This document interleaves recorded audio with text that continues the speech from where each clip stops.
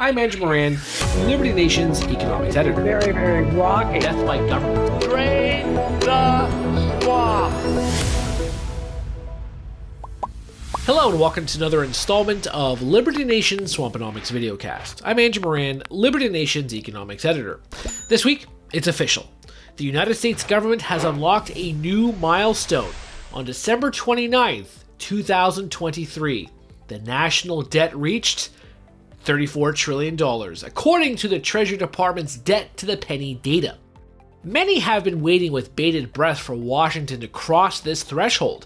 Many more will now count down to the days for when the federal government crosses a $35 trillion mark, which could happen around the summer, if not earlier. In total, the national debt is equal to the value of the economies of China, Germany, India, Japan, and the United Kingdom combined. As a share of the GDP, America's debt is far above 100% of the economy. America's fiscal mess is laughable, considering that it took the US government 206 years to accumulate its first $1 trillion in debt. Indeed, it was in October 1981 that the gross national debt reached the $1 trillion mark for the first time ever. If you look at former President Ronald Reagan's speech in that same year, it is certainly a case of the more things change, the more they stay the same. The federal budget is out of control, and we face runaway deficits of almost $80 billion for this budget year, and so is the almost $80 billion we will pay in interest this year on the national debt. During these 20 years, our population has only increased by 23.3%.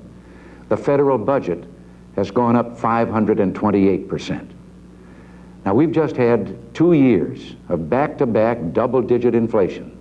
The percentage of your earnings the federal government took in taxes in 1960 has almost doubled.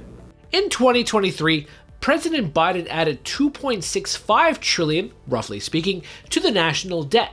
1 year. But the president insists that he cut the debt or deficit or whatever he thinks it is by over $1.3 billion. Meanwhile, it had been 4 years since Washington topped the $24 trillion level. It is a never-ending saga for taxpayers who are on the hook for approximately $206,000 of the national debt. Michael Peterson, the CEO of the Peter G. Peterson Foundation, had this to say, quote, "We are beginning a new year, but our national debt remains on the same damaging and unsustainable path." For anyone who has monitored the data over the years, the reality is that the situation is not improving anytime soon. In fact, the Congressional Budget Office, or CBO, estimates that the national debt will close to double in size in the next 30 years. But while the national debt figure is the one that captures all of the headlines, interest is the most significant component of the story.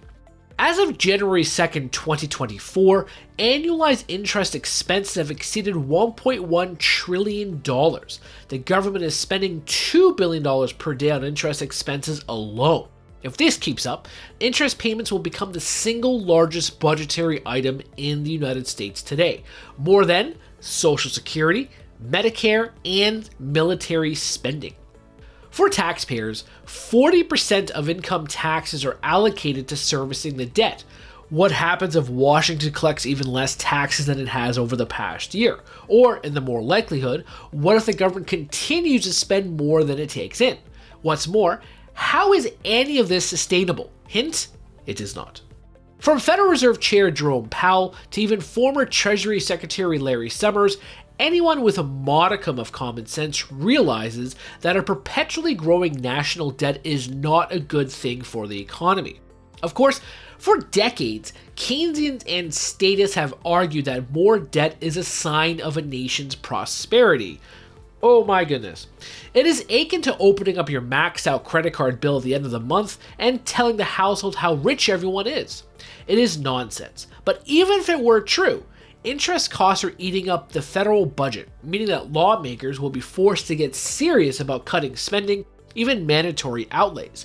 If not, the longer this plays out, the greater the odds that they will be forced to by basic economics and accounting principles.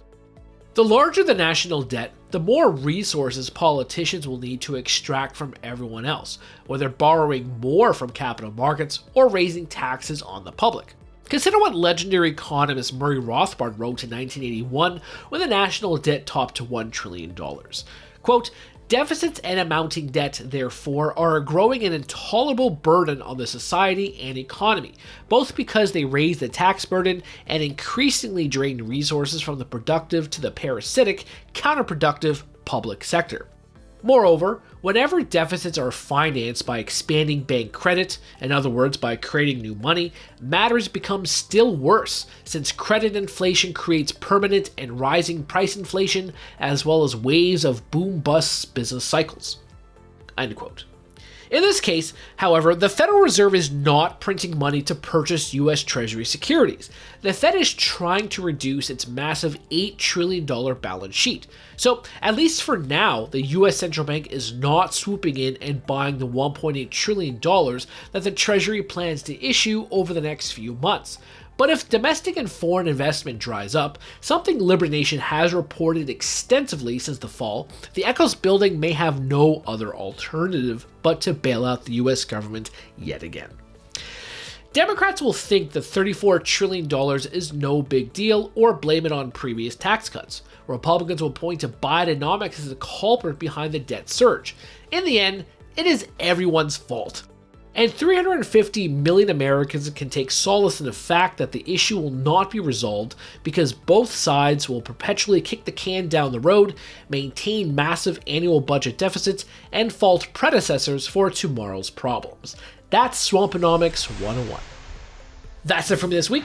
Please read my full Swamponomics column on the pages of LibertyNation.com, and be sure to check out my previous Swamponomics TV videos and interviews.